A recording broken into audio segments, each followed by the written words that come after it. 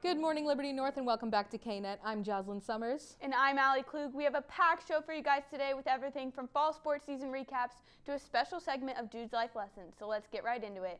Your KNET News starts now. Your KNET News starts. Starts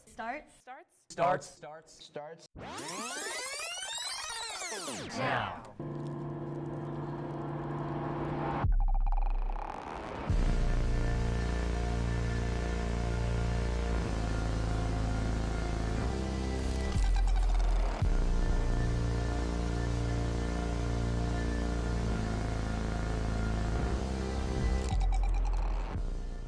Students and staff, don't forget that this week is shortened. We have a 2-hour early release on Thursday and no school on Friday. The schedule can be found at the Liberty North homepage. I know I'm ready for the 3-day weekend. So am I. I could definitely use the extra long weekend. If you're a student and you're signed up for an AP class this year and are interested in taking the AP exam, be sure to check the College Board website and sign up for the exam before the due date at the end of this month. If you have any questions, be sure to talk to your teacher.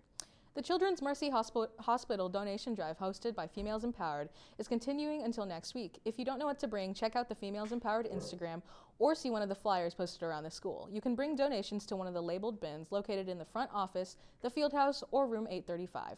This weekend would be a great time to go out and buy something. Liberty North has been showing tons of school spirit over the last few weeks, especially at the football game last Friday night. For sure. It has been so awesome to see our student section back together again after COVID affected it last year. With that, let's head over to Justin with your North Nation Sports Report.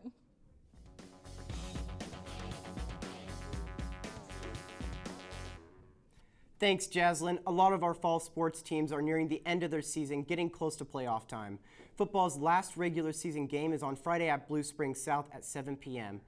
Playoffs start next week with a home game likely on the 29th. The Eagles' current record stands at 6-1, and next week we'll have an in-depth look at the receivers and how they work together. Volleyball wrapped up their regular season last night in 3 straight sets against Raypeck.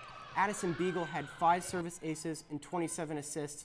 Isabel Zimmerman has 7 kills on the night, and Abby Christian with 12 digs, ending the regular season with a record of 29-3, becoming conference champions. Congrats, girls. They're looking to begin another state championship run led by 9 seniors as they begin district play on Saturday. Softball is playing Lee Summit West in sectionals tomorrow for an away game at 4 p.m. We'll have an interview with Katie Chester on tomorrow's show. Good luck, ladies. In addition, women's golf competed at state on Monday and Tuesday, with Eagles playing strong and placing 2nd overall as a team, shooting .319, and Bailey Burkett shooting 1 under par for a 2-day total of 143 to clinch the Misha Class 4 state championship title. Bailey is the first ever Eagle to become a state championship in golf, and if you won't want to miss Shay's interview with Bailey on tomorrow's show, here's a look at Bailey receiving her award.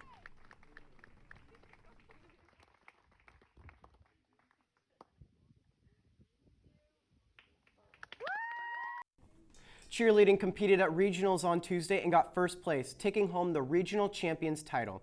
To talk about their victory, Ava is in the studio with varsity cheerleader Olivia Owen. Hi, I'm Ava Levings, and this is Olivia Owen. Today we are going to be discussing Olivia and her team's recent regional championship. So let's take a look at the video back behind me. Place in 5A small, Liberty North. So in this moment, how are you feeling? It's a really big feeling, and it's like we were really proud of ourselves because all the hard work is just finally paying off, and we're really excited for what's coming up. Good. So winning that regional championship, you obviously had to have some high-level skill. So what did you do in your routine that really brought you to the top? I feel like our tumbling and our stunts have gotten really solid, especially the past couple weeks leading up to the competition. And a lot of it is like your attitude and the way you're presenting yourself and like the way like your face is and smiling, and really brings it.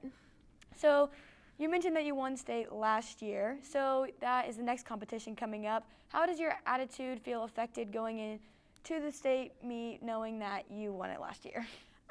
It's a lot of pressure, definitely, all around from everyone. But we have a lot more energy and excitement and a way better attitude and outlook on it just because we've won back-to-back competitions. Thanks, Olivia, and back to you, Justin. Thanks, Ava and Olivia. We can't wait to see how cheer does at state. Between volleyball, softball, and golf, our female athletes are killing it again this year. That wraps up our sports report for today. Make sure to watch tomorrow for an interview with our first ever golf state champ. Back to you, Allie. Thanks, Justin. So excited for Bailey and can't wait for the softball game tomorrow. With November right around the corner, the weather is quickly changing and getting colder. With the temperature dropping, it is super important for you to be checking the pressure in your tires. Jude King is back with another Life Lessons with Jude segment, and he's going to teach you how to check your tire pressure and why it's so important. Thank you. Now today I will be going over the process of checking your tire pressure to finding your safety requirements. Jude? Hello Liberty North, this is Jude King with checking your tire pressure. Now what you're going to want to be using is a digital tire pressure gauge measuring it in PSI. And you're going to want to check the manufacturer's specifications for how much PSI you should have in your tire along the sidewall, as well as the placard that should normally be inside the door frame on your vehicle. Now the reason why checking your tire pressure is important is making sure that it's not overinflated or underinflated, as that can cause excessive heat and for safety reasons. Ours is right in the money, so go ahead, have a good day, happy motoring. Now, as earlier mentioned, it's important to know where these safety placards are in your vehicle so you can reference them when you need. This has been another Life Lessons segment with Jude, Allie, and Jaslyn. Do you know where your safety placards are in your vehicles? Thanks, Jude. I actually did not know where my car's plate car was, but I do now, so thanks, Jude. Well, you'll learn something new every day. COVID has affected many things in students' life, and Justin has made a video to tell us how choirs changed through COVID. Liberty North Choirs has had to adapt to wearing masks during the COVID-19 pandemic.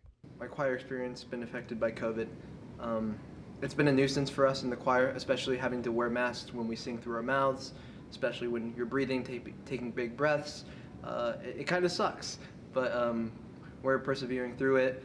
We have to wear masks, and that's mandatory, but we'll make our way through it. So as far as it's concerned for singing, every time we take a breath, it's a little harder to take a breath, so we got to take a longer breath because the mask can't get as much air in. And then for singing, we got to sing a lot louder than normal because our mask is blocking the way of our sound, so we just have to project more. It's a little bit of a nuisance, but it's nothing we can't get around. From our departmental standpoint, what it really did was rob us of the opportunity for all the younger kids to see the older kids singing in a concert. Because of how the concerts were set up, only the parents for the kids who were on stage were able to see the concert, and then they would leave, and then the next ensemble would come in. So inevitably what happened was, the experience that they had in choir during COVID wasn't necessarily what they expected or what they wanted, and so we lost quite a few students from the program because they didn't really get it. They didn't have the opportunity to see the whole thing through and be excited about what comes next. We tried to do it in a video, show all the classes after the concert, but it's just not the same, and I've seen it live and experiencing all the different ensembles that we offer here at North. Well, it's a little bit better this year than it was last year because last year was so new with COVID that it made us social distance and we had to all wear masks and we couldn't even stand in the risers that we usually do in choir, so it was a lot harder to hear other parts and be able to blend and just like sing on time and together. But this year has got a little bit better when we got to use the risers and actually get to be closer together and we can kind of understand the other parts a little better. Choir is something that I'm a part of, and it's definitely been difficult adjusting to singing with our masks on and keeping the distance from the people around us, but it's still so much fun to be a part of. Speaking of fine arts, the marching band just recently finished out their season. We have Grace in the corner to give us a recap on everything that's happened. Hey North Nation, I'm Grace Fleener. The Screaming Eagles Marching Band has been competing again this season.